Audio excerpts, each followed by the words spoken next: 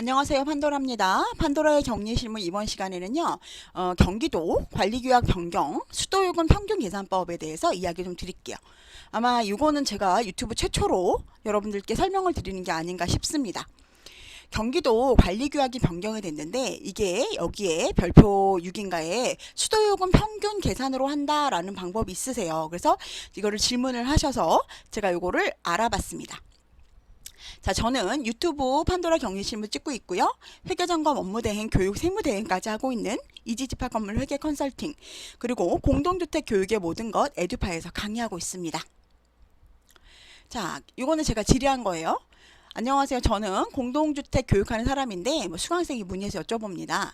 경기도 공동주택관리규약 준칙 제14조 별표 6 사용료의 산정 방법 제65조 제2항에 관련해 의거 세대 수도료 월간 세대별 사용량을 해당 수도 공급자의 수도 급수 조례 또는 공급 규정 등에 따라 산정한다.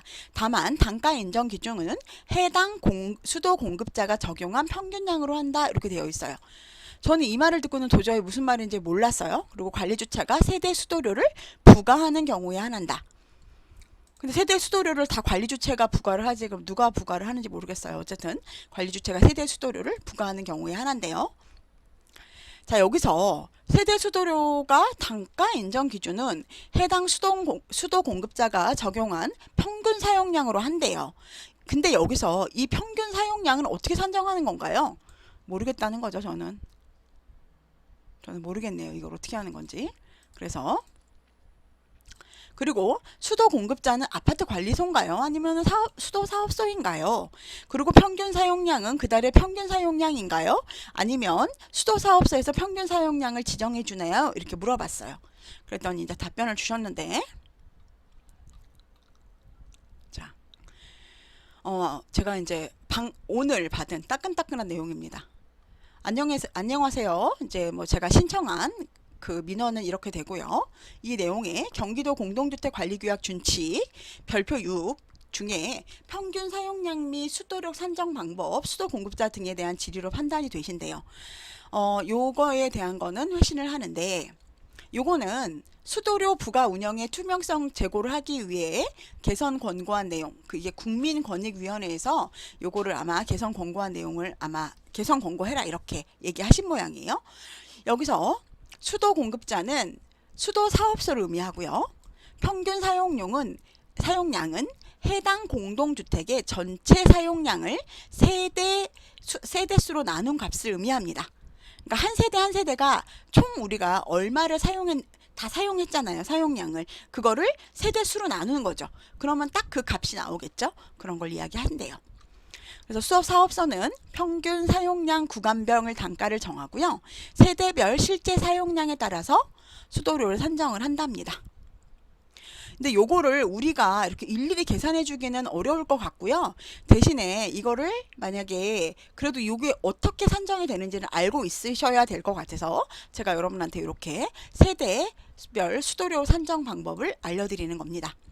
이거는 관련 근거는요. 경기도 공동주택관리규약 준칙 65조 제2항 및 별표 6 세대 수도료 13제 개정한 거 2000년 7월 13일 그리고 공동주택 수도요금 부과 운영 투명성 제고 및 제도 개선 권고 이거는 국민권익위원회. 근데 이거는 2000년 7월 13일이면 실제로 요거를 개정하신 분들도 되게 많으시겠네요. 이거 1년이 넘어서 그죠? 제가 요거를 처음 저는 들었기 때문에 이 내용이 뭔지 몰라서 제가 문의를 한 거예요.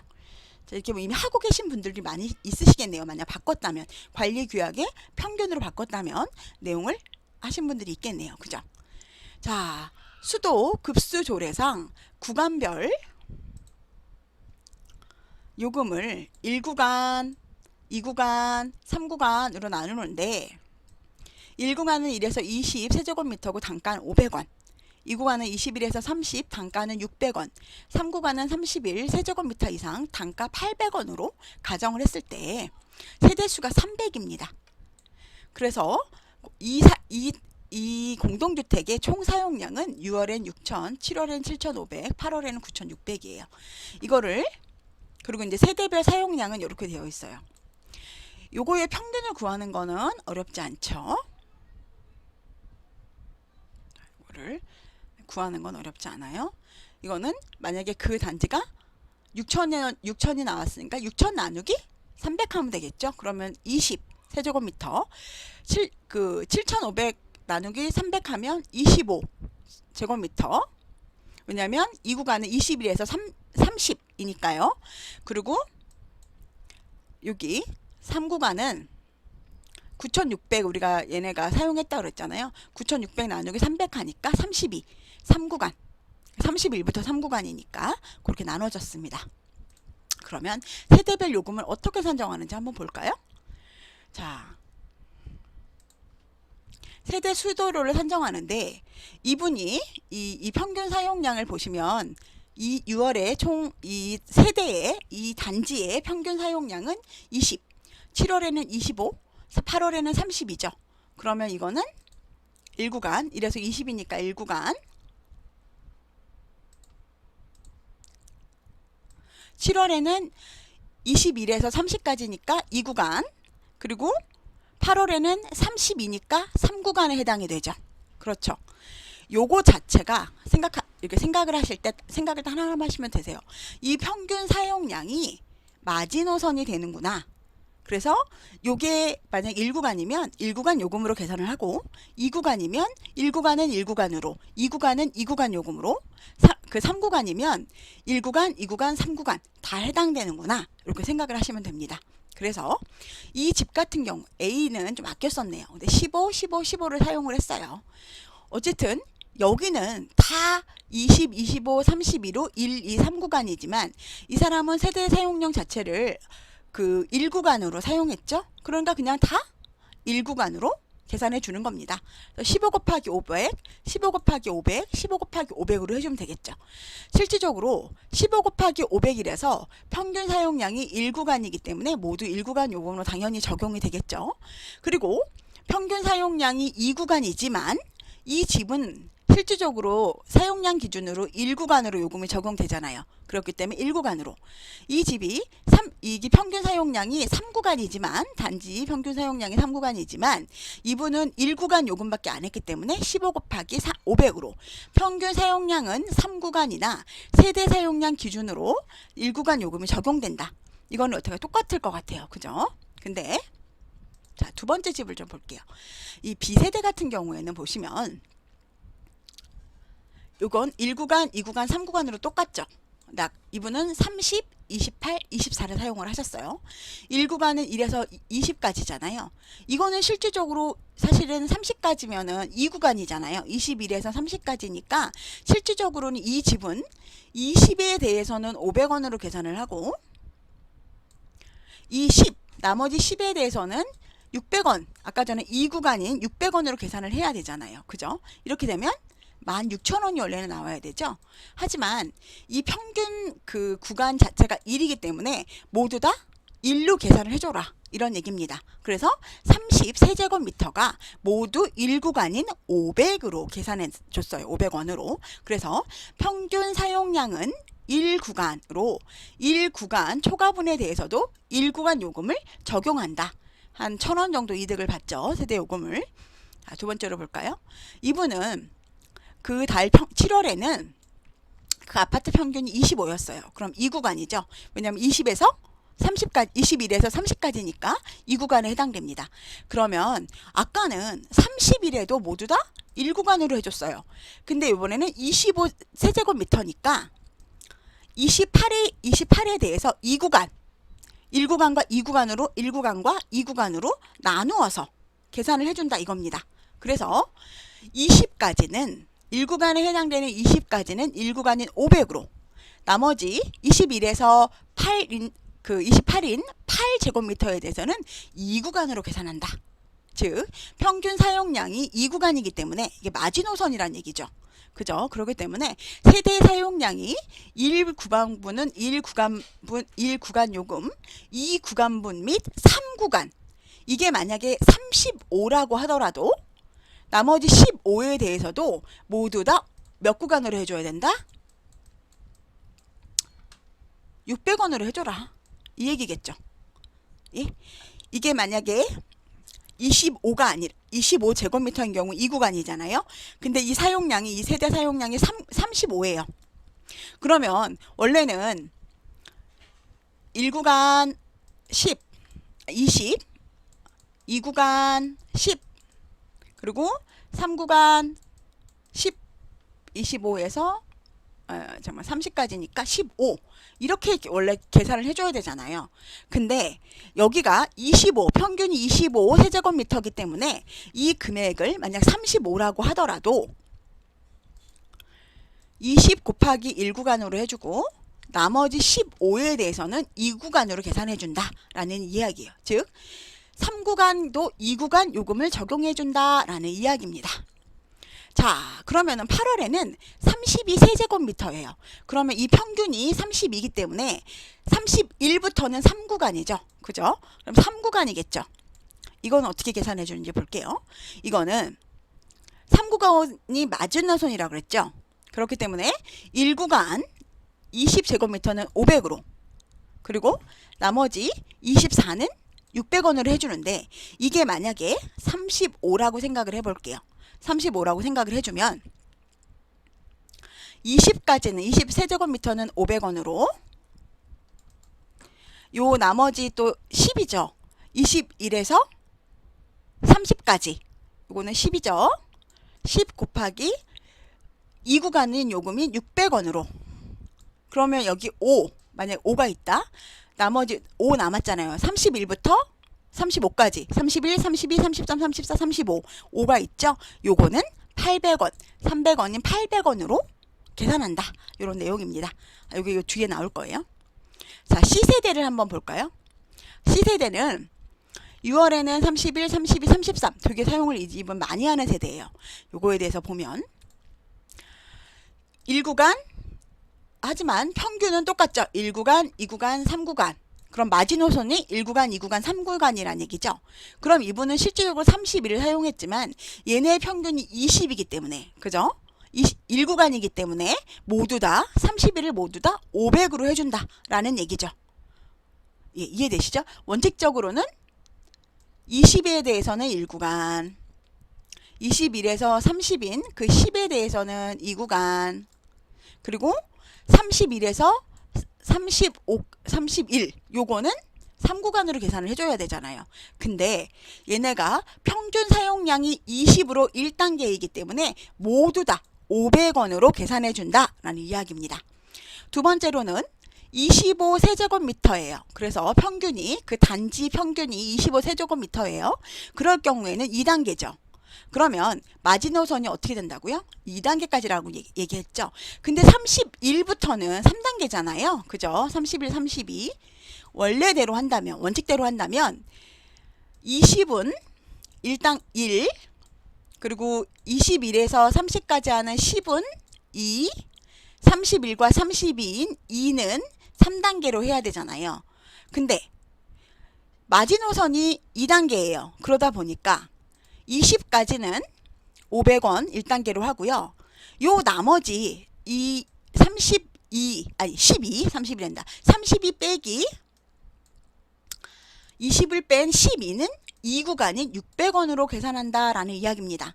평균 사용량이 2구간으로 세대 사용량의 1구간은 1구간의 요금, 2구간부 및 3구간부는 2구간 요금을 적용한다라고 하는 겁니다. 어렵지 않으시죠? 자, 마지막으로 8월 이분은 요거는 몇 구간이죠? 30이니까 31부터 하니까 3단계죠. 3구간이죠. 그렇기 때문에 얘는 그냥 정상적으로 1, 2, 3구간을 다 나눠준다 라는 이야기죠. 그래서 1구간인 20까지는 500원 21에서 30까지인 2구간은 600원 31에서 35까지는 31, 32, 33, 34, 35잖아요. 5까지는 800원을 해준다.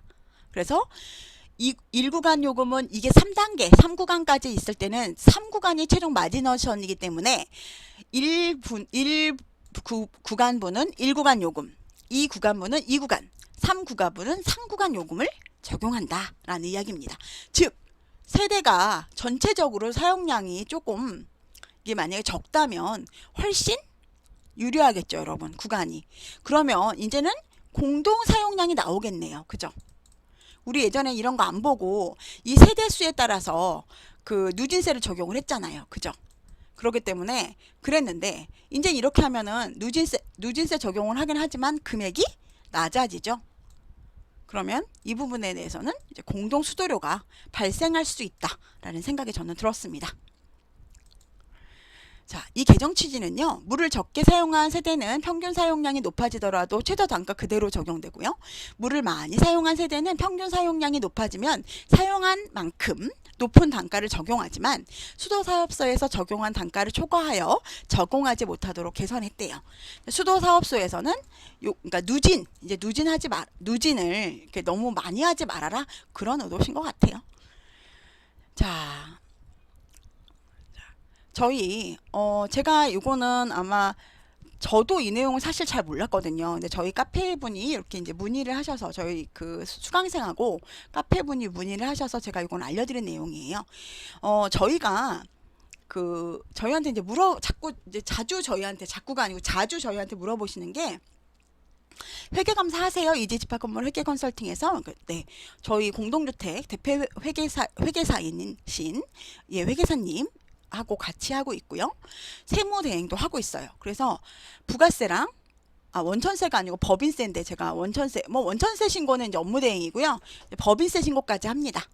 법인세 신고까지 하니까 여러분들이 공동주택에 관련된 회계로 왜냐면 아직도 세무하시는 분들 중에서 그 내부에서 걷는 내부 거래로 인한 주차비까지 다 수입으로 정산하셔가지고 신고하시는 분들 있거든요. 내부 거래로 하는 거는 주차비 수입 아니죠. 관리 수입 아니죠. 이거는 그 부가세 대상 아닙니다, 여러분. 이렇게 해서 막 신고하셔서 어떤 분이 요번에 납부하는 거를 1,200만 원이 나오신 분이 있대요. 그리고 어떤 경우가 또 있냐면 이거랑은 상관없는 얘기인데 어떤 분이 이 관리비 있잖아요. 관리비를 다 신고를 해가지고 이 비용 자체가 비용보다 적게 나온 거죠.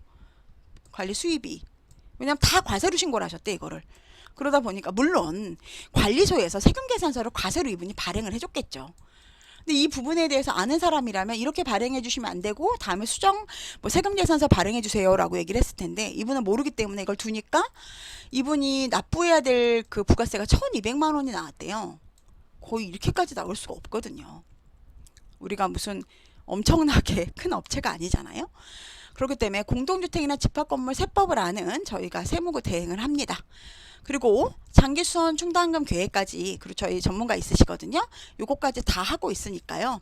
물론 기본적으로 회계대행, 업무대행, 회계점검, 그 다음에 뭐 다른 거 회계 세팅이나 사실은 상가랑 아파트가 같이 이렇게 있는 경우 이거 나누기가 분리하기가 굉장히 어렵거든요. 회계가 하나인 경우에는 요거까지 저희가 해드립니다. 그런 업무까지 해드리기 때문에 여러분들이 필요하시면 저희 사무실로 연락 주시면 될 것 같아요. 자, 구독과 좋아요는 다음 영상을 제작하는 데 큰 힘이 되고요. 요즘 댓글에다가 저한테 감사하다고 하시거나 뭐 아파트 격리에 뭐 등불이세요 이런 분이 있어요. 그래서 제가 등불까지는 안 되고 호롱불 정도는 돼서 여러분들이 공부하는데 조금이라도 도움이 됐으면 좋겠습니다 라고 이제 제가 답글을 올리고 있습니다. 여러분 그렇게 저한테 그렇게 답글 달아주신 분 너무 감사하고요. 참 제가 시작한 지 1년이 됐어요, 여러분. 올해 8월 16일이 제가 1년이 됐거든요. 영상을 제가 찍으면서 이거 얘기를 못했네요. 그래서 너무 1년 감사드리고요.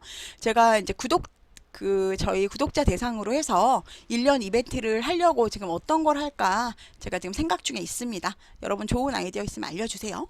이 부분은 많은 분들이 이제 궁금해 하시는 부분은 아니지만 좀 특화된 부분이라 모르시는 분이 굉장히 많을 것 같아서 이 부분은 설명은 좀 드렸습니다. 홍진에서 아마 하고 있을 수도 있을 것 같아요. 제가 요거는 정확히 모르겠는데 이렇게 하고 이렇게 계산식까지 만들어 놓으셨을 수는 있는데 요 내용이 이렇게 계산을 한다. 혹시 이제 지금 시작하시는 분들은 참고로 봐주셨으면 좋겠습니다. 오늘도 날씨가 오늘은 그래도 조금 선선하지만 어쨌든 계속 조금 덥죠? 그래도 건강하시고요. 다음에 또 뵙도록 하겠습니다. 행복하시고요. 구독과 좋아요 그리고 다정한 댓글과 알림 설정 부탁드릴게요. 다음에 뵙겠습니다.